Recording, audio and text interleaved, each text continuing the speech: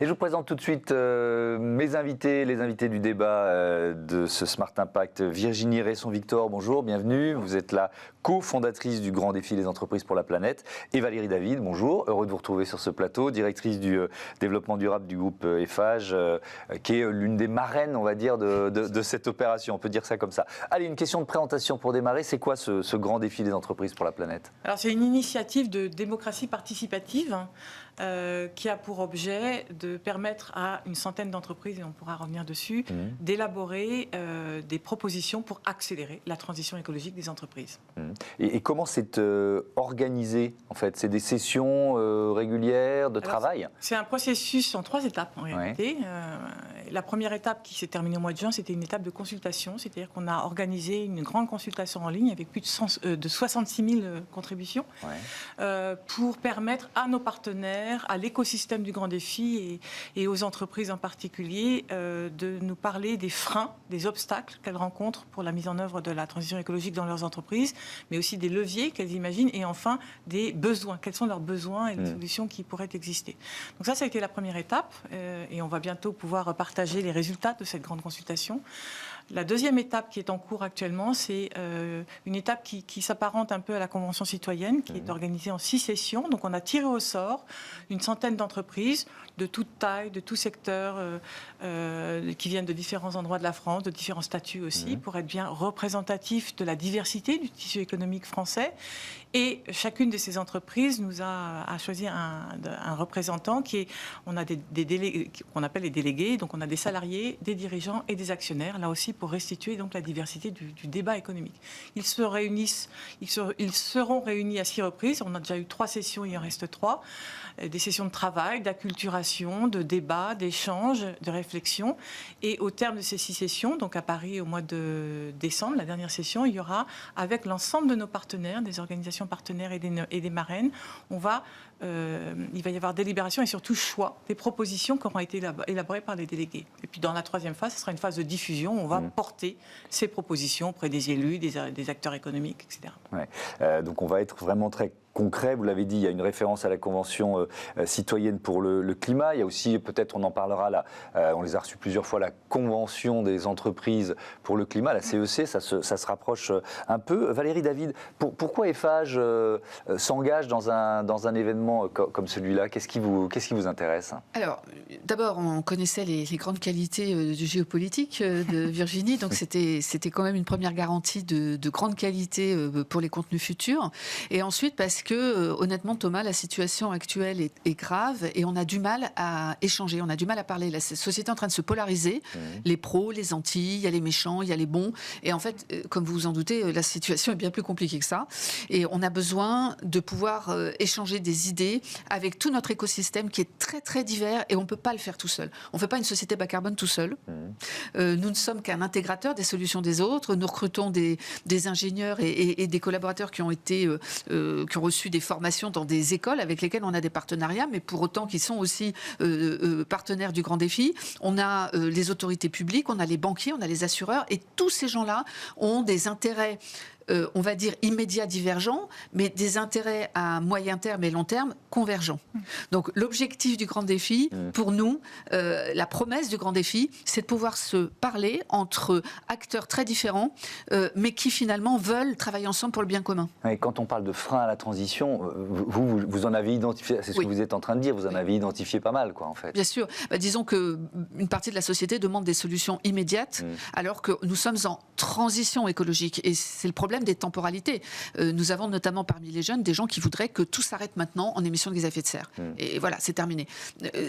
Mettre des milliers de gens au chômage, des centaines de milliers de gens au chômage, c'est pas possible. On a besoin de logements, on a besoin d'installations énergétiques. Donc la transition, elle va prendre du temps, elle va prendre 10 ans, 15 ans. On peut accélérer, on veut accélérer. Mais on a besoin d'échanges, de bienveillance aussi, d'écoute. Et c'est ce que le Grand Défi, c'est aussi un des sujets que le Grand Défi aborde. Et nous, on en a été très, très heureux.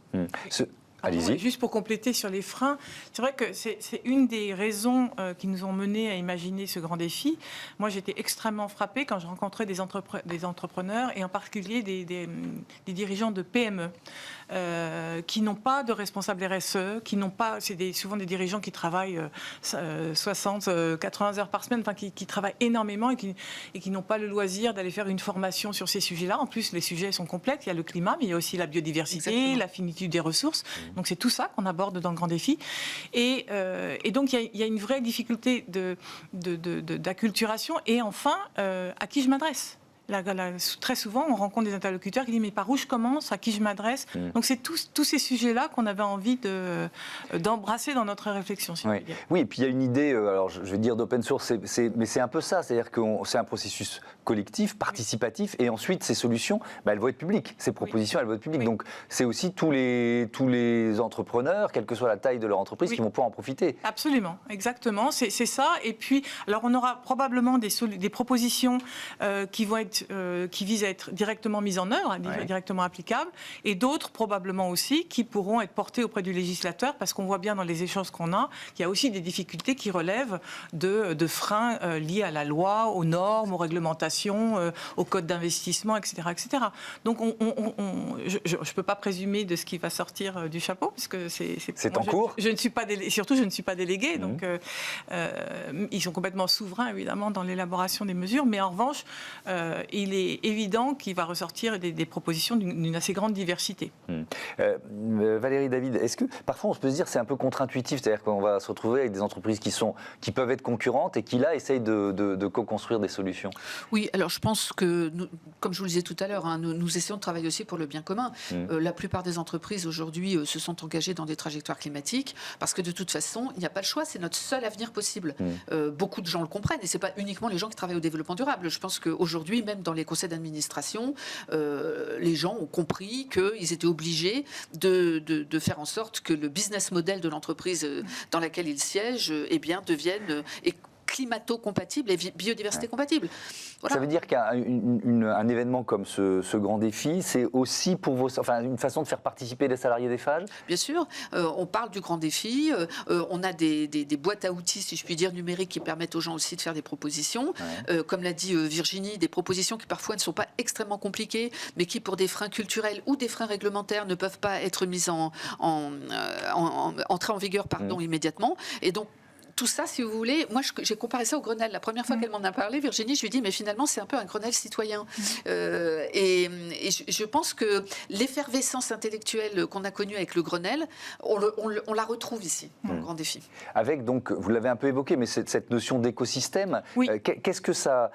Pourquoi c'est efficace en fait? Alors, l'origine de l'écosystème, et c'était extrêmement important, c'est précisément quand on avait regardé la Convention citoyenne pour le climat, on s'est rendu compte que donc, ce sont les citoyens qui les premiers se sont emparés des thématiques, et ensuite leurs propositions ont été amenées aux acteurs économiques, et on se souvient qu'un certain nombre d'acteurs économiques étaient plutôt réfractaires face aux propositions. Et donc on a voulu éviter cet effet-là, et on s'est dit l'entreprise, elle est au cœur d'un écosystème, et c'est tout l'écosystème qu'il faut embarquer, parce que si on a juste des représentants d'entreprise et que les autres ne sont pas associés à cette réflexion, à cette mise en œuvre, ça n'a pas de sens. Et tout le monde le dit dans les freins, on dit et mon fournisseur, et bon, on connaît tout le problème aussi de la chaîne de valeur. Donc c'est toute la chaîne de valeur qu'il faut emmener, c'est tout l'écosystème. Et dans l'écosystème, on a le législateur, la puissance publique, mais aussi les associations, on a des organisations patronales, des organisations salariées, etc. Alors, exactement. Et donc on a décidé d'emmener tous ces acteurs-là avec nous dans le Grand Défi. Donc on a plus de 160, au total, on a plus de 175 acteurs dans le Grand Défi, et on a des dirigeants d'entreprise, des organisations d'entreprise, on a des institutions, l'ADEME, l'OFB, etc., des collectivités territoriales, très importantes, puisqu'aujourd'hui elles prennent une place de plus en plus importante dans la mise en œuvre de cette transition, y compris au niveau économique. Donc on a la région d'Occitanie, la métropole grenobloise, la métropole nantaise, etc. Et puis après, on a des étudiants, donc on a une très grande diversité d'acteurs, et ça porte le Grand Défi, parce qu'ils viennent témoigner, ils viennent partager, et donc ils pourront nous aider dans la mise en œuvre, dans la diffusion de ces mesures. Donc, je parlais de la Convention des entreprises pour le climat. C'est un peu différent leur démarche, puisque là, c'est 150 entreprises qui ont travaillé, pareil, pendant une petite année, on va dire, pour définir une feuille de route. C'est-à-dire que c'était collectivement inventer un nouveau modèle pour certaines entreprises. En quoi vous êtes complémentaires ? On est complémentaires. D'abord, on a échangé d'ailleurs lors de la dernière session. Ils sont venus participer à la session. Voilà, ils sont venus présenter leur travail. Donc effectivement, la démarche de la CEC est plus centrée sur le dirigeant et sur la feuille de route de l'entreprise. Et donc, il y a cette idée d'exemple. Et on connaît l'efficacité du dialogue entre pairs. C'est-à-dire que à partir du moment où moi, chef d'entreprise, je vois que mes alter ego réussissent dans cette démarche-là, j'ai plus envie d'y aller, je me sens plus en confiance. Et ils ont raison. Et donc ça, c'est une façon d'accélérer les choses. Et nous, on a choisi une façon plus systémique, y compris pour embarquer les salariés et les actionnaires. Parce qu'on voit bien aussi que dans les freins, il y a cette problématique de chacun confiant à l'autre la responsabilité de tirer le premier, si je puis dire.